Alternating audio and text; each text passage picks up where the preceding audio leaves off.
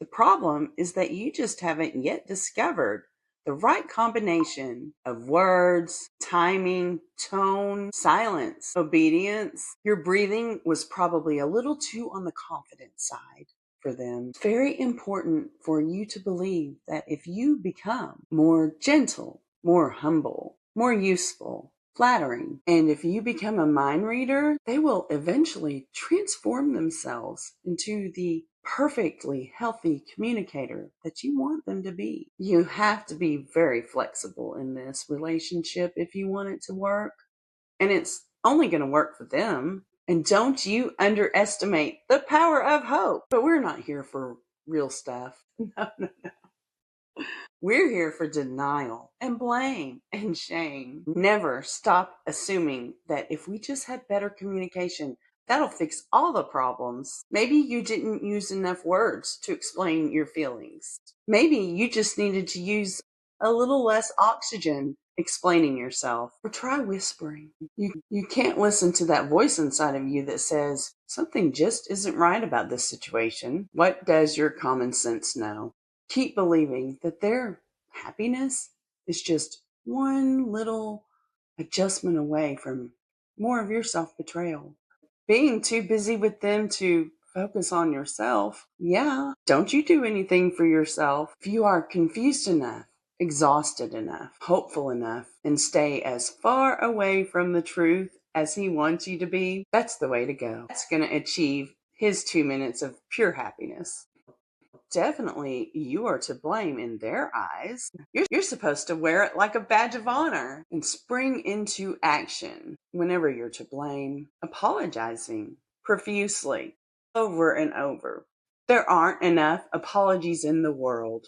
And don't you dare bruise their ego. You have to stroke their ego at all times. Coddle them. Start apologizing before they even finish the sentence because you know what's about to come out of their mouths. You are a mind reader. Whatever you do, do not stay calm. No, no, no, no. They need your emotional reaction like it's oxygen. Become frantically accommodating to them and their needs. Forget your own. Teamwork makes their dream work, or your teamwork, actually. Actually, you're the only one on the team. Sorry.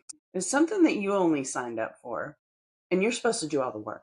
So do it. If they say that you're being selfish, well, yeah. If they say that you don't care enough, you better cancel everything that you had planned and make sure they know that you're there for them and only them. And yes, they will say that your friends and family don't like them. They'll just pull that out of thin air with no evidence at all. But just go along with it and go ahead and sever those relationships with all your friends and family right now. And that'll make life easier for you because you need to be isolated so that they can dominate you and so that nobody else will be around to tell you what's happening in your life. And let them decide if you're lovable today. Their approval can be unpredictable, like a prize machine at an arcade. Any kind of compliments, forget it.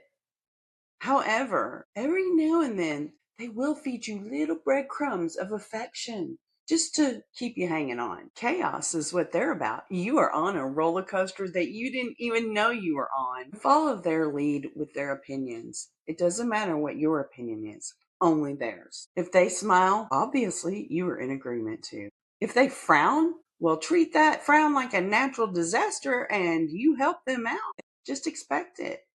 Don't be surprised. Don't be surprised at any of their irrational behavior because they have a handbook that they play from. And you can just forget about your own values, your own standards, and your own self-respect. You're going to lose yourself in the process. Just get used to it. You're going to waste the best years of your life catering to them and their emotions and their feelings. And that's probably going to be the one thing that you are most upset about. You poured in so many of your best years to this undeserving person who just gave you chaos and confusion. And it adds to the fun. If you feel yourself wanting out of this and wanting your freedom, what would you do with all that energy that you've been pouring into them?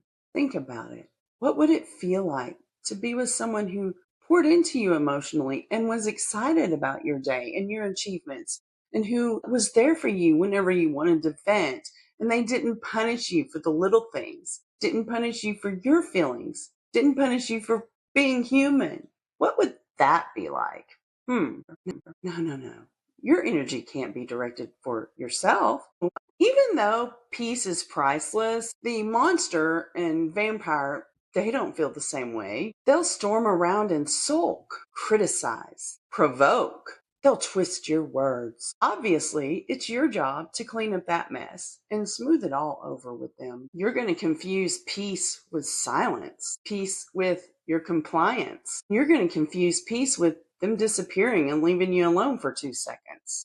You have to edit your face, get really good at walking on eggshells, avoid topics, swallow your feelings, and convince yourself that this is just beautiful, exhausting, but beautiful. It's beautiful faking peace. You're going to end up hyper alert at all times. If they're quiet, you got to investigate. If they're irritated, you better soothe their ego. They're offended, apologize. Your body will never know rest again. That's how you know you're committed to this, and you're going to do everything possible to make them happy. It's the best thing you can do about your situation and the realization that this is unwinnable for you. It's just deny it. Well, reality is for quitters. Double down on this and treat it like a motivational challenge. Never accept that they can't be happy, because remember, they can be for the 2 minutes. We're striving for 2 minutes, ladies. You're going to look at your options and think that there's no way out of this, because options require decisions. And remember, throughout this process, you've learned not to trust yourself anymore. You can either ignore what your body's telling you, ignore what your soul is telling you, if you even have a soul left, because these guys, they suck your soul out. The bottom line is, if all of this sounds ridiculous, it's because it is. Nobody can please these monsters and these vampires. They just suck your life out of you. They chew you up and they spit you out, and they don't even look back. They don't care what they did to you, what they did to your soul. They have no empathy. They don't care. And you know what? After you get out of a relationship like that, you are so exhausted and everything is so chaotic that you don't know what just happened. You don't know where you went wrong. You're going to blame yourself. That's the irony. You are not to blame. You're going to have to spend some time relearning who the heck you are. You might not even know what kind of clothes you like to wear, or what kind of food to eat, or what your hobbies are. Your relationship with your friends and family, those have been impacted too. So your support system that should be there isn't there because of him. It's a hard journey.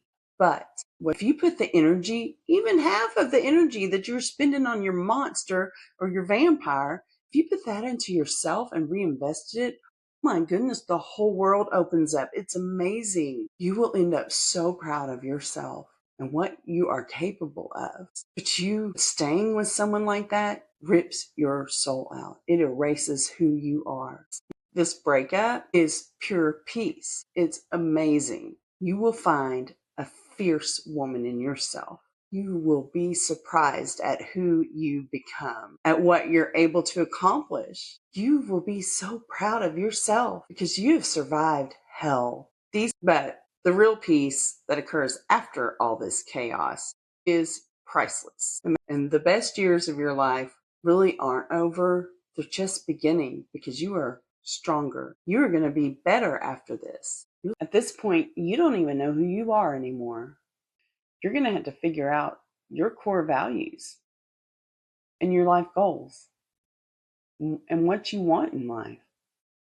Right now, you probably just want peace, but discovering who you really are at your core is going to be your next challenge. And that's why I made a video for you about how to discover your core values and what you want out of life. And I've linked that video below for you to watch. Do it.